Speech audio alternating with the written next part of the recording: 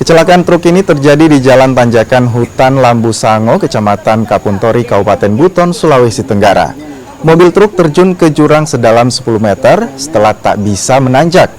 Mobil yang membawa barang campuran itu diduga kelebihan muatan hingga tak bisa menanjak. Beruntung tak ada korban jiwa dalam kecelakaan itu, sopir truk berhasil menyelamatkan diri. Jalan di hutan Lambu Sango memang terkenal curam dan kerap terjadi kecelakaan. Petugas mengimbau pengendara untuk lebih berhati-hati saat melintas. Kejadian kecelakaan ini arah dari Bau-Bau, mobil truk muat barang untuk ke Tomia. Yang betul Pak, ada kejadian kecelakaan itu.